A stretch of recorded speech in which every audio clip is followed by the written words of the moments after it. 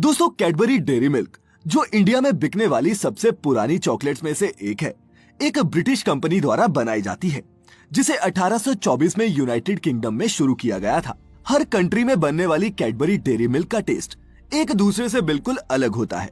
माने कि जैसी डेयरी मिल्क चॉकलेट आपको इंडिया में मिलती है, अमेरिका में वैसी नहीं बिकती। भारत में बनने वाली डेयरी मिल्क में सिर्फ वेज प्रोडक्ट्स का ही इस्तेमाल करना अलाउड है, जबकि अमेरिका, ऑस्ट्रेलिया जैसे देशों में बनने वाली इसी चॉकलेट में मीट इंग्रेडिएंट्स भी होते हैं।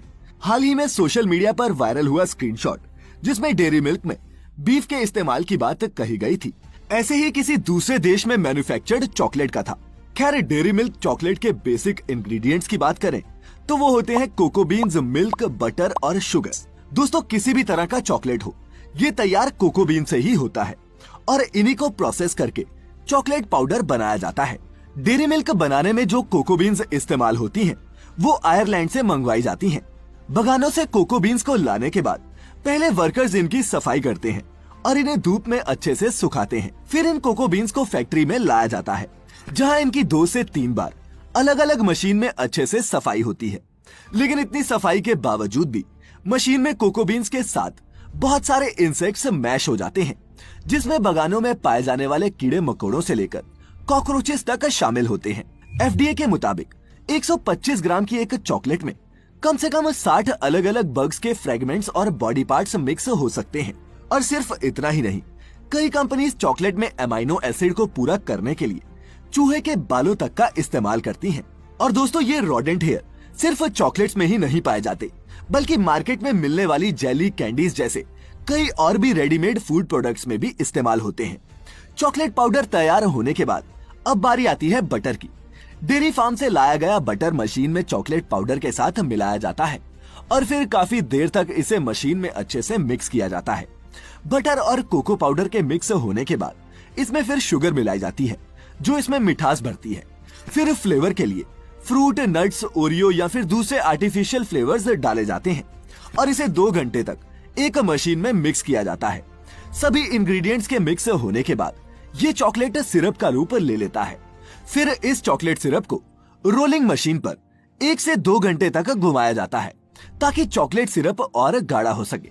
चॉकलेट बनाने वाली कंपनीज चॉकलेट को थिक और जेली बनाने के लिए जेलेटिन का इस्तेमाल करती हैं, जिसकी अपनी ही एक कहानी है। अगर आप नहीं जानते तो बता दूं कि जेलेटिन एक तरह का प्रोटीन ही होता है, जो जानवरों की स्किन और बोन से बनाया जाता है। ऑस्ट्रेलिया समेत कई दूसरे देशों में बनने वाली डेयरी मिल्क में काऊ जेलेटिन का इस्तेमाल होता है, जबकि कई देशों में ये कंपनी काऊ की जगह पिग जेलेटिन का इस्तेमाल भी करती है। सोशल मीडिया पर ऑस्ट्रेलियन कैडबरी का ही एक ऐसा पोस्ट वायरल हुआ था, जिसमें उन्होंने खुद बताया है कि वो चॉकलेट में काऊ जेलेटिन का इस्तेमाल करती हैं, जिसके बाद अपने देश में इस चॉकलेट को बॉयकॉट करने की मानो एक मुहिम सी चल पड़ी। पर कंपनी के मुताबिक भारत में बनने वाली डेयरी मिल्क पूरी तरह से वेजिटेरियन होती है, माने कि इसमें काऊ या फिर पिग जेलेटिन का इस्तेमाल नहीं होता। और इसका सबूत है डेयरी मिल्क चॉकलेट के रैपर पर बना ये ग्रीन डॉट, जो ये एश्योर करता है कि चॉकलेट वेज इंग्रेडिएंट से ही बनी हुई है। इंडिया में बनने वाली डेयरी मिल्क में काऊ या फिर पिग जेलेटिन की जगह वेज जेलेटिन का इस्तेमाल होता है, जिसे अगार अगार पाउडर भी कहते हैं। इस जेलेटिन को मिलाने के बाद चॉकलेट सिरप को कंटेनर्स में भरा जाता है, जहां इन्हें और रिफाइन किया जाता है और फिर रिफाइनरी मशीन से होते हुए इस लिक्विड चॉकलेट को सांचों में ढाला जाता है, जो इन्हें अपनी जानी पहचानी बार शेप देते हैं। इन बार्स को फिर फ्रीजर्स में माइनस टेम्परेचर में 1 दिन तक रखा जाता है, जहां ये लिक्विड से सॉलिड फॉर्म में कन्वर्ट हो जाती हैं। इसके बाद चॉकलेट्स को मशीनों के जरिए पहले सिल्वर या फिर गोल्ड कवर से रैप किया जाता है और फिर कंपनी अपने रैपर से इन्हें पैक करके देश के अलग अलग इलाकों में डिस्ट्रीब्यूशन के लिए भेज देती है। और इस तरह फैक्ट्री से तैयार होकर ये डेयरी मिल्क आपके आसपास की दुकानों तक पहुंचती है, जहां से आप इन्हें खरीदते हैं। दोस्तों, मैं जानता हूं कि आप कॉकरोचेस और इंसेक्ट्स के डेयरी मिल्क में मिले होने की बात जानकर थोड़े परेशान हुए होंगे, लेकिन प्रोसेस होने के बाद खासतौर पर इंडिया में इन चॉकलेट्स में ऐसा कोई भी और इंग्रेडिएंट नहीं मिलाया जाता। लेकिन इस प्रोसेस के बिना किसी भी तरह की चॉकलेट तैयार नहीं होती।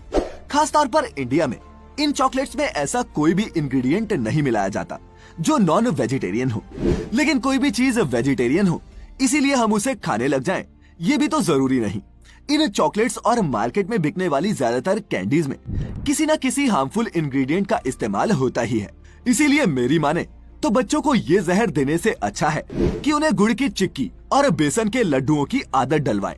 खैर, आज का ये सफर यही खत्म होता है। वीडियो काम की लगी हो तो इसे दोस्तों और रिश्तेदारों के साथ शेयर जरूर करें। अपना ख्याल रखें, खुश रहें और वीडियो अंत तक देखने के लिए आपका बहुत बहुत शुक्रिया।